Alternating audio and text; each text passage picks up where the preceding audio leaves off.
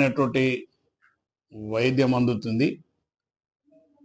అదేవిధంగా డాక్టర్లు సిబ్బంది సరైన సమయానికి వస్తున్నారా లేదా, అదేవిధంగా పేషెంట్లకు ప్రభుత్వం ఇచ్చేటువంటి భోజన సౌకర్యం సరిగా ఉందా లేదా, మరి అదేవిధంగా హాస్పిటల్ కూడా మొత్తం నీట్గా ఉందా లేదనేటువంటి ఈరోజు ఈ పర్యవేక్షణ మొత్తం కూడా ఆసుపత్రిని సందర్శించి ఈ కార్యక్రమాలను కూడా చూడడం జరిగింది. ఈ చుట్టుపక్కల ప్రాంతంలో ఎక్కడ ఏ ఆసుపత్రికి లేనటువంటి ఒత్తిడి దేవరకొండ ప్రభుత్వ ఆసుపత్రికి ఉన్నది. ఎక్కువ మంది పేషెంట్లు సుమారుగా రోజు ఓపీనే 700-800-1000 మంది దాకా రోజువారీగా ఓపీ ఉండేటువంటి పరిస్థితి ఉన్నది. ఇక్కడ చారగొండ నుంచి మొదలుంటే కల్వకుర్తి యువతల పక్కన నుంచి ఇది అచ్చంపేట, ఇటు మొన్నూరు, ఇది మన మన్నేవరపల్లి కానీ, సిద్ధాపూర్ కానీ, మన నియోజకవర్గం చుట్టుపక్కల ప్రాంతం కానీ, నాంపల్లి కానీ, అంటే పెద్ద ఊర కానీ, ఈ చుట్టుపక్కల ప్రాంతంలో ఉన్నటువంటి చాలామంది పేషెంట్లు అందరూ కూడా దేవరకొండ ఆసుపత్రికి మరి వైద్యం కోసం రావడం, ఆ వైద్యం అందించేటువంటి సందర్భంలో డాక్టర్లు సిబ్బంది అందరూ కూడా వాళ్ళని సరైనటువంటి మార్గంలో వాళ్ళకి వైద్యం అందుతున్నా లేదా చూడడానికి నేను ఇక్కడ ఆకస్మికంగా తనిఖీ చేయడం జరిగింది. అందులో అన్ని ప్రభుత్వ ఆసుపత్రుల కంటే మన ఆసుపత్రిలో వైద్యం అందిస్తున్నారు డాక్టర్లు సిబ్బంది.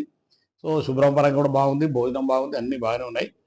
బట్ ఏంటంటే మనం ఇంతకుముందు అనుకున్న విధంగా ఈ ఆసుపత్రికి ఒత్తిడి పెరగడంతో పాటుగా పేషెంట్లు ఎక్కువ మంది రావడం వల్ల ప్రభుత్వ ఆసుపత్రి 100 పడకలు గతంలో మా ప్రభుత్వం ఉన్నప్పుడే, కాంగ్రెస్ పార్టీ ప్రభుత్వం ఉన్నప్పుడు, ఆనాడు నేను శాసనసభ్యుగా కిరణ్ కుమార్ ముఖ్యమంత్రి గారు ఉన్నప్పుడు ఇక్కడ 100 పడక ఆసుపత్రి నిర్మాణం చేయడం జరిగింది. ఇప్పుడు ఆ 100 పడకల ఆసుపత్రి కూడా సరిపోవట్లేదు. దాంతోపాటుగా ఈ బిల్డింగ్ కూడా ఆ రోజు స్వర్గీయ మాధవరెడ్డి గారు ఉన్నప్పుడు ఈ బిల్డింగ్ని మరోజు ఇనాగ్రేషన్ చేశారు. కాకపోతే దీనికి పిల్లర్స్ లేదు. బిల్డింగ్ పైన బిల్డింగ్ వేద్దామన్నా కూడా అవకాశం లేదు. అందుకనే గౌరవ ముఖ్యమంత్రి గారు మళ్ళీ ఇక్కడ వచ్చినటువంటి సందర్భంలో నేను వారిని కోరడం జరిగింది. ఎట్టి పరిస్థితుల్లో దేవరకొండ ప్రభుత్వ ఆసుపత్రిని 100 పడకల నుంచి 200 పడకలకు అప్గ్రేడ్ చేయాలని చెప్పి మరి ముఖ్యమంత్రి గారు ఫైనాన్స్ కూడా క్లియర్ అయిపోయింది. హై పవర్ కమిటీ దగ్గర అది పెండింగ్లో ఉన్నది.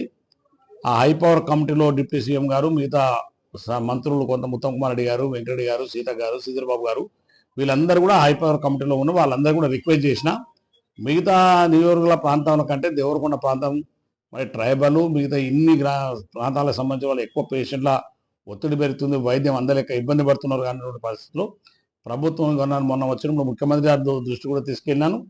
అందుకనే తప్పకుండా దీన్ని ఏ పరిస్థితులన్నా 200 పడక ఆసుపత్రిగా మార్చాలని ఆలోచన చేస్తాం. తప్పకుండా దాన్ని మంజూరు చేసిన కార్యక్రమం తీసుకుంటాం. దానికి కావలసినటువంటి ప్రతిపాదనలు, స్థలము, దానికి కావాల్సిన అన్ని ఏర్పాటు కూడా చూసినాం. అదేవిధంగా ముఖ్యమంత్రి గారు ఈ దేవరకొండ ప్రాంతంలో చదువుతున్నటువంటి మరి చాలామంది గిరిజనులు, గిరిజనేతరుల పిల్లలు కూడా, ఆడపిల్లలు, మా చక్కా చెల్లెలందరూ కూడా మరి సుదూర ప్రాంతాల పోయి వాళ్ళ నర్సింగ్ కోర్సు చదువుతున్నారు.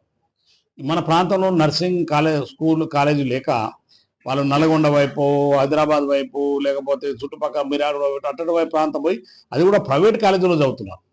అందుకనే మన ముఖ్యమంత్రి గారిని ఇది 100 పడకల నుంచి 200 పడకలు చేయడం ఒకటి నర్సింగ్ కాలేజీ కూడా అడిగిన. నర్సింగ్ కాలేజీ కొరకు స్థల సేకరణ కూడా జరిగిపోయింది. త్వరలో జీవో ఇచ్చినటువంటి కార్యక్రమాన్ని చేయబోతున్నాం.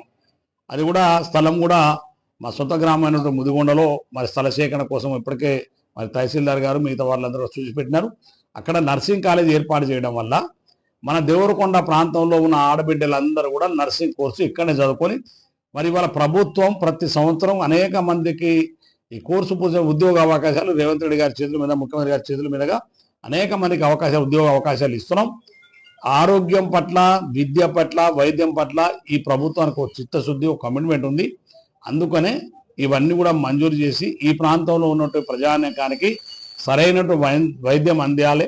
అదేవిధంగా చదువుల కోర్సులో కూడా మరి ఆ నర్సింగ్ కాలేజీని పూర్తి చేసి ఈ ప్రాంతంలో ఆడబిడ్డలకు అందరికీ కూడా మరి ఉపాధి అవకాశాలు కల్పించాలనేది నా ధ్యేయం.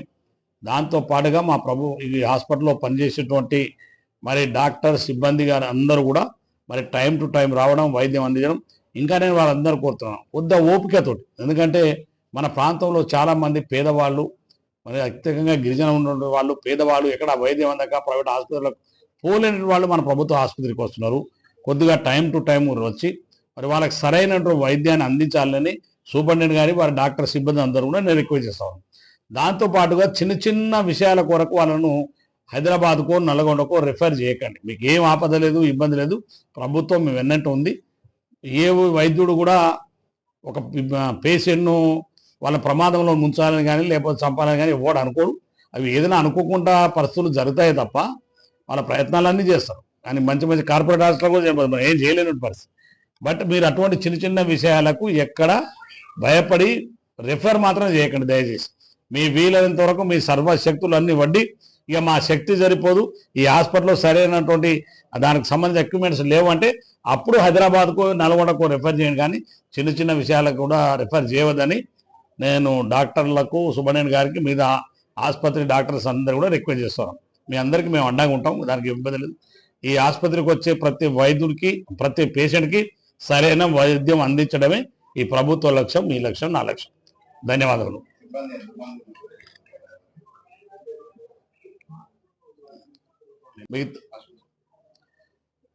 మన ఆసుపత్రికి సంబంధించినటువంటి మొత్తం 29 డాక్టర్లు, ఒకరు ముగ్గురు ఇవాళ ఆఫ్లో ఉన్నారు. ఒకరిద్దరు ఇవాళ అటెండెన్స్ రిజిస్టర్ కూడా చెక్ చేయడం జరిగింది. ఒకరిద్దరు లీవ్లో ఉన్నారు. మిగతా సంబంధించిన స్టాఫ్లు కూడా అందరూ కూడా ఉన్నారు. క్లీన్ చేసే వాళ్ళు ఉన్నారు, ఆసుపత్రి శుభ్రంగా చూసే వాళ్ళు ఉన్నారు. అందరినీ